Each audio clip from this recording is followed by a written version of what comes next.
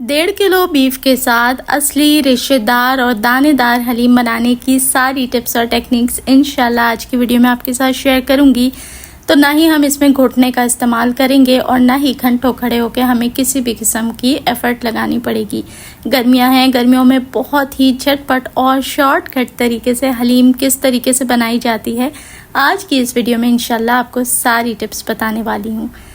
बिस्मिल्लाहिर्रहमानिर्रहीम, अस्सलाम वालेकुम and welcome back to my YouTube channel. मैं हूं सिद्रा और आज हम बनाएंगे रेशेदार बीफ हलीम। चलें जी, रेसिपी शुरू कर लेते हैं। तो सारी जो दालें हैं वो हमने ले लेनी है आधा आधा कप, यानी कि सबका हिसाब एक बराबर होगा। तो आधा कप ली है मैंने मूंग की दाल, आधा कप मसूर की दाल, माश की दाल का इस्तेमाल आधा कप और चना दाल लेंगे हम आधा कप। अब बहुत सारे लोग यहाँ पर गंदम का डायरेक्ट इस्तेमाल करते हैं, तो मैं रिकमेंड करूँगी कि गंदम का दलिया ले लें। बात एक ही होती है लेकिन काम आसान हो जाता है। आधा कप शामिल करेंगे और यहाँ लिया है जी जौ, और जौ जाएगा इसके अंदर भर के आधा कप।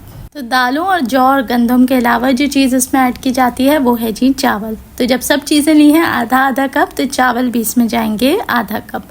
अब सब चीज़ों को अच्छे से ना एक बार मिक्स करके चुन लीजिए कि इसमें कोई कचरा या फिर कोई ऐसा दाना हो जो ख़राब हो, तो उसे आप इसी स्टेज पे निकाल दें और उसके बाद आपने इकट्ठा करके दालों को भिगो देना है। तो देखें, जब आजकल गर्मियों के दिन हैं तो गर्मियों में तो क्या होता है कि जी इतना लंबा या ओवरनाइट आप इसे भिगो नहीं सकते, दालों में स्मेल आ जाती है और दालें सड़ जाती हैं।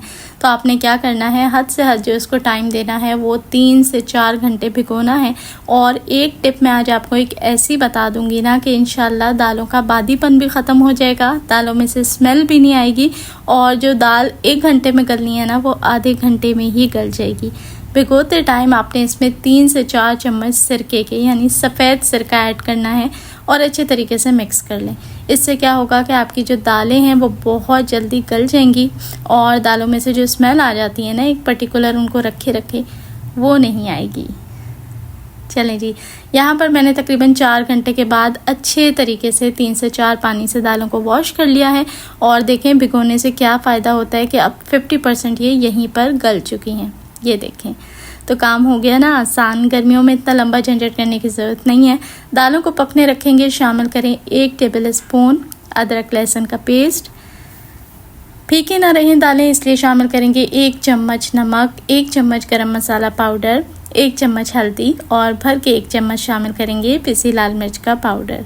बादीपन को मज़ीद ख़त्म करने के लिए 3 से 4 तेज़पत्ता शामिल कर दें और आपने इसमें दुगना पानी ऐड कर देना है, यानी 4 से 5 ग्लास पानी शामिल कर दें, क्योंकि दालें जितनी आप लेते हैं ना वो अपनी क्वांटिटी से फूल के डबल हो जाती हैं।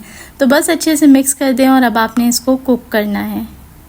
तो अगर आप टाइम बचाना चाहते हैं तो टाइम बचाने के लिए पतीली के बजाय आप प्रेशर कुकर का इस्तेमाल भी कर सकते हैं और इसके अंदर लाजमी तेल ज़रूर शामिल कर दें आखिर में, तकरीबन 1/4 कप। और इससे क्या होता है कि दालें आपस में चिपकती नहीं हैं, पतीली में भी नहीं चिपकती और उछल के बाहर भी नहीं आती। चलें जी, दालों को रखेंगे पकने। अब एक इम्पॉर्टेंट टिप और है जो आपने लाजमी इस चीज़ को फॉलो करना है कि जब दालों में उबाल आने वाला होता है, पहले उबाल से पहले इस तरीके से झाग आ जाता है। तो ये झाग आपने जितना भी पॉसिबल हो उतार के फेंक देना है। इससे क्या होता है कि दालों की जो एसिडिटी होती है, यानी कि वही जैसे मैंने आपसे पहले भी जिक्र किया कि बादीपन, वो सारा निकल जाता है, दालें लाइट हो जाती हैं और दालें पकने में भी अच्छी से पक जाती हैं। तो बस अच्छे से इसे मिक्स कर लें और अब आपने इसको तकरीबन 30 से 35 मिनट पकने देना है, जब तक हम अपना कोरमा तैयार कर लेते हैं। चलें जी, तो ये मेरे पास बीफ मौजूद है और देखें मैंने तकरीबन 1.5 किलो के करीब बीफ लिया है, बोनलेस बीफ है और आपने बिल्कुल रूखा गोश्त इस्तेमाल करना है। जहाँ कहीं भी कोई ऐसी इस्तेमाल हो जिसमें रेशा चाहिए हो ना आपको, तो आपने चिकना गोश्त इस्तेमाल नहीं करना, आपने रूखा गोश्त इस्तेमाल करना है ताकि ज़बरदस्त किस्म का रेशा आ सके। गोश्त को अच्छे से वॉश कर लें और ये जो कोरमा है मैं बहुत ही आसान और सिंपल तरीके से बनाती हूँ। ना ही कोई एक्स्ट्रा प्याज ब्राउन करने का निकालने का झंझट होता है, ना कोई दही या कोई पीस पास के मसाले शामिल करने हैं, ना खड़े मसालों का झंझट है। आसान और सिंपल मेथड है, लेकिन इतना मज़ेदार हलीम बनता है ना कि हर कोई इंशाल्लाह आपसे रेसिपी पूछेगा। तो पतीली या प्रेशर कुकर जिसका भी इस्तेमाल करें उसके अंदर 1 कप के जितना कुकिंग ऑयल शामिल करें और उसके अंदर 1 बड़ा चम्मच ऐड कर दें अदरक लहसुन का पेस्ट। हल्का सा सौटे हो जाए तो इसके अंदर गोश्त को शामिल कर दें। कोई प्याज इस्तेमाल करने की ज़रूरत नहीं, ना पहले ब्राउन करके निकालने की ज़रूरत है। काम को आसान करें और आपकी हलीम आखिर में जो बन के तैयार होगी ना, इंशाल्लाह आप उंगलियां चाटते रह जाएंगे। चलें जी, गोश्त को थोड़ा सा सौटे कर लेते हैं जब तक कि जो गोश्त है वो अपना थोड़ा सा कलर ना चेंज कर ले। तो हलीम बनाना बहुत ही आसान है। आज की इस रेसिपी के बाद आपको इंशाल्लाह अंदाज़ा हो जाएगा कि बहुत ही आसान है। लोग बहुत मुश्किल प्रोसीजर बता देते हैं और लगता है कि बहुत ही डिफ़िकल्ट है, पर ऐसा नहीं है, आसान रेसिपी है। आधा चम्मच नमक, आधा चम्मच सुर्ख लाल मिर्च पाउडर, धनिया पाउडर आधा चम्मच, हल्दी जाएगी आधा चम्मच और गरम मसाला पाउडर आधा चम्मच, दड़ा मिर्च शामिल करूँगी आधा चम्मच और कोई खड़े गरम मसाले इसमें मैं शामिल नहीं करती। अच्छे से मिक्स कर लें और आखिर में एक टॉप इंग्रेडिएंट ऐड करेंगे जिससे जो खुशबू और फ्लेवर है वो बहुत ही मज़ेदार आ जाएगा और बिल्कुल आपका देगी हलीम वाला जायका आ जाएगा इसके अंदर। तो मैं इसके अंदर शामिल करने लगी हूँ रेडीमेड हलीम मसाला, जो कि बाज़ार से बहुत ही आसानी से मिल जाता है, लेकिन आपने सिर्फ खुशबू और को इन्हेंस करने के लिए और फ्लेवर के लिए ना 2 चम्मच इसमें शामिल करना है। इससे ज़्यादा ऐड नहीं कीजिएगा क्योंकि ऑलरेडी हम अपना घर का मसाला सारा इसमें ऐड कर चुके हैं। ये सिर्फ फ्लेवर को बढ़ाने के लिए और थोड़ा देगी टच देने के लिए मैंने इसके अंदर शामिल किया है। अच्छे से मिक्स कर देंगे और उसके बाद इसके अंदर जाएगा 3 से 4 ग्लास के जितना पानी। अब आपने गोश्त को अच्छे से पकाना है। अगर प्रेशर कुक कर रही हैं तो जैसे 20 मिनट में गोश्त गल जाता है, तो आपने 5 मिनट ऊपर रख के पकाना है ताकि 25 मिनट में ये अच्छे से गल जाए। चलें जी, कवर करेंगे और पकने देंगे। तो यहाँ देखें अल्हम्दुलिल्लाह गोश्त बहुत अच्छे तरीके से गल चुका है, तेल तरी आपके सामने है। और यहाँ पर एक चीज़ मैं बता दूँ कि देखें, मैं चेक करा देती हूँ, गोश्त बहुत अच्छे से गल चुका है। अब क्या है कि हमने गोश्त को सारा सेपरेट कर लेना है और जो इसकी कोरमा है यानी कि जो इसका मसाला है वो आपने अलहदा छोड़ देना है।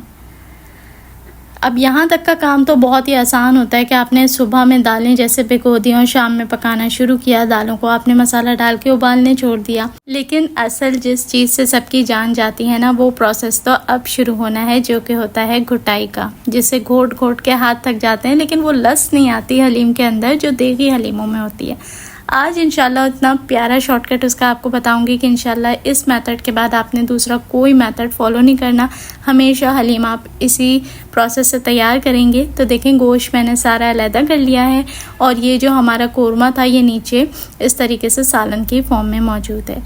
जग ब्लेंडर सबके घरों में होता है। आपने क्या करना है, गोश्त को ब्लेंडर में ऐड करना है और कुछ सेकंड के लिए सिर्फ हल्का सा बटन दबाना है। आप देखेंगे कि सारा गोश्त जो है सेकंड्स में रेशा रेशा हो गया है।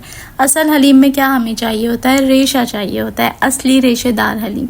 तो गर्मी में घंटों लगे रहना और घोटने से भी वो रेशा उस तरीके से नहीं आएगा जैसा आप इस तरीके को फॉलो करेंगी। और आपने कोई लंबा चौड़ा ब्लेंडर नहीं चलाना, सिर्फ कुछ सेकंड्स को आपने बटन दबाना है। आप देखेंगे कि सेकंड्स के अंदर ये रेशा बन जाएगा और हमारा जो घंटों का काम है वो मिनटों में तब्दील हो गया है ना, आसान सा शॉर्टकट। तो कोरमा भी तैयार है, रेशा भी एक तरफ रखा हुआ है और दालें अल्हम्दुलिल्लाह अच्छे से गल चुकी हैं। आप देख सकते हैं कि सारी जो दालें हैं वो बहुत अच्छे तरीके से मक्खन हो चुकी हैं, लेकिन दाना अभी बाकी है। तो ये जो दाना है इसको हम घुटाई में ख़त्म करते हैं। और सबसे पहले हमने क्या करना है कि जो तेज़ पत्ते इसके अंदर हमने शामिल किए थे ना, उनको हमने अलहदा कर देना है। तो अच्छे से चम्मच चला के जितने तेज़ पत्ते हैं वो अलहदा कर दें। अगर आपने कोई खड़े गरम मसाले भी शामिल किए हैं तो इस स्टेज पे आपको अलहदा ही करने पड़ेंगे, लिहाजा पिसा हुआ गरम मसाला इसमें काफ़ी होता है, उसको ऊपर से खड़े गरम मसाले ऐड करने की ज़रूरत नहीं। चलें जी, बड़ा एक पतीला ले लेंगे। मैंने वही पतीले का इस्तेमाल किया जिसमें मैंने कोरमा चढ़ाया था और दालें सबसे पहले उसके अंदर मैं शामिल करूँगी और उसके बाद जो कोरमे का सालन था वो हमने इसके अंदर शामिल कर देना है। कोरमा मैं उस चीज़ को कह रही हूँ जो गोश्त का सालन हमने बनाया है ना, उसको मैं कोरमा कहती हूँ, क्योंकि उसमें कोरमे वाली खुशबू आती है, दालों के साथ मिला के फिर वो हलीम बन जाता है। तो बस आपने क्या करना है, सारा सालन ऐड कर दें और अच्छे से एक बार चम्मच चला लें। अब देखिए मेरे पास ये हैंड ब्लेंडर मौजूद है और तकरीबन अक्सर ख़वातीन के पास घर में मौजूद होता है। आपने घंटों घोटने में अपनी एफ़र्ट ज़ाया नहीं करनी। दालें ऑलरेडी बहुत अच्छे से गली हुई हैं, सालन में भी कोई प्याज टमाटर नहीं है जिसे घोटना हो आपने सिर्फ मुश्किल से 1 से 2 मिनट के लिए ये हैंड ब्लेंडर इसके अंदर चलाना है ताकि जो दालों का मोटा मोटा सा दाना है ना वो बिल्कुल से ख़त्म हो जाए। आपने इसको बिल्कुल ग्राइंड करके पेस्ट नहीं करना, लेकिन हल्का हल्का दाना इसके अंदर छोड़ना है ताकि मज़ेदार सा दानेदार हलीम बन के रेडी हो। तो ये देखें हल्का हल्का सा दाना नज़र आ रहा है ना, बस ये परफेक्ट निशानी है कि आपकी जो दालें हैं वो अच्छे से ग्राइंड हो चुकी हैं। अब आखिर में हमने इसके अंदर रेशा शामिल करना है और रेशे के साथ हमने पहले इसलिए ऐड करके ग्राइंड नहीं किया क्योंकि सारा रेशा फिर ख़त्म हो जाता और जो असली रेशेदार हलीम है वो इस तरीके से तैयार नहीं होता। लेकिन ऐसा नहीं है कि रेशा ऐड करने के बाद हमने इसको बिल्कुल ब्लेंड नहीं करना। ज़ाहिर है बड़ा बड़ा रेशा है तो वो तो बिल्कुल गोश्त की तरह होगा। तो एक बार चम्मच की मदद से पहले सभी चीज़ों को अच्छे से मिक्स कर लें और एक बार फिर अब हमने हल्का सा इसको ग्राइंड करना है ताकि जो बचा हुआ हल्का सा दाना है वो गोश्त के साथ अच्छा से ग्राइंड हो जाए और उसके बाद जो हमारी हलीम है वो अच्छे से तैयार हो जाए। लेकिन इस बार आपने बहुत लंबे प्रोसेस करते हुए बहुत देर तक इसको नहीं ग्राइंड करना, बस हल्का हल्का सा इस तरीके से चलाते हुए आपने ग्राइंड करना है कि एक्चुअली में सब चीज़ें आपस में मिक्स हो जाएं। तो बस जहाँ आपको लगे कि चीज़ें बहुत अच्छे से मिक्स हो चुकी हैं, हल्का सा दाना भी बाकी है और उठा के इस तरीके से चेक करें तो गोश्त के बजाय हल्का हल्का सा रेशा आने लगे ना, वहाँ आपने इसकी ग्राइंडिंग रोक देनी है और आपका मज़ेदार रेशेदार दानेदार हलीम तैयार है। अब बात कर लेते हैं उन लोगों के लिए जिनके पास ये हैंड ब्लेंडर की सहूलत मौजूद नहीं है। वैसे वो काम ये जग ब्लेंडर में भी कर सकते हैं, लेकिन अगर आपके पास ये घोटनी मौजूद है तो थोड़ा सा आपने इससे हल्का सा घोटना है और आपकी लेसदार हलीम बन के रेडी हो जाएगी। देखें इसके साथ भी अगर आप करेंगी तो बहुत ज़्यादा मेहनत नहीं लगेगी क्योंकि रेशा हमने ब्लेंडर में करा है और हमारा आधे से ज़्यादा काम जो एक्चुअली प्रोसेस होता है हलीम का वो वहीं आसान हो गया था। चलें जी सर्व कर लेते हैं। मुझे थोड़ी सी गाढ़ी हलीम पसंद है इसलिए मैंने इस तरीके से थोड़ा सा थिक ही रखा है। अगर आपको पतली पसंद है तो आप थोड़ा सा पानी ऐड करके इसे हल्का सा पका लें तो ये कंसिस्टेंसी में पतली हो जाएगी। वैसे ये है कि हलीम को रखे रहें तो भी थोड़े रखे रखे गाढ़ी हो जाती है।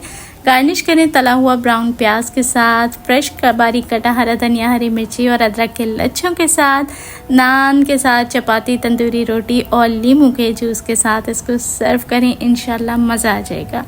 रेसिपी अच्छी लगी हो तो लाइक शेयर लाजमी करें। चैनल पर नए हैं तो रिक्वेस्ट है सब्सक्राइब ज़रूर कर लें। एक बार मेरे तरीके से इस हलीम को ज़रूर ट्राई करें। अपना रखें ख्याल। देखने वाले सभी लोगों का बेहद शुक्रिया।